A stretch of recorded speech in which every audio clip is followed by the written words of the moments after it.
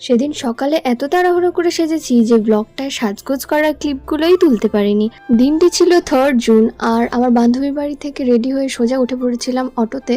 আমাদের annual show start হওয়ার কথা 4টে আর আমরা বাড়ি থেকে বেরোতেই 4টে বাজিয়ে দিয়েছিলাম। তারপর তো গিয়ে সোজা গ্রিন রুমে ঢুকেছি। আর আমাদের প্রথম পারফরমেন্সটা যেহেতু 13 নম্বরে ছিল তাই কোনো প্রবলেম হয়নি, কিন্তু গরমে এত লেয়ারের উপর লেয়ার মেকআপ করে খুবই আনকমফোর্টেবল লাগছিল। তবে হ্যাঁ, একটা এক্সাইটমেন্টও কাজ করছিল।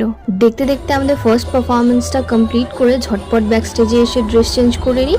তাড়াহুড়োতে মাঝখানের কোনো কিছুই ভালো করে ভিডিও করতে পারিনি, কিন্তু আমাদের ডান্স দেখে সবাই আমাদের খুবই প্রশংসা করেছিল।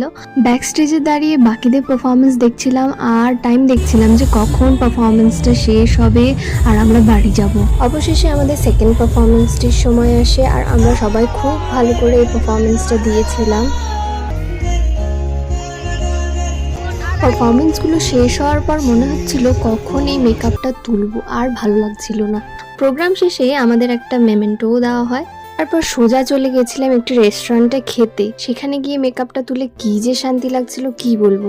ড্রেসটা চেঞ্জ করতে পারিনি কারণ বান্ধবীর বাড়িতে এই ড্রেসটা ভুল করে রেখে চলে এসেছিলাম। খাবারগুলো চলে আসার পর রীতিমতো হামলে পড়েছিলাম খাবারের উপর, এতটা খিদে পেয়েছিল। শরীর এত ক্লান্ত হয়ে গেছিল যে এরপর বাড়ি গিয়ে সোজা ঘুম দিচ্ছি।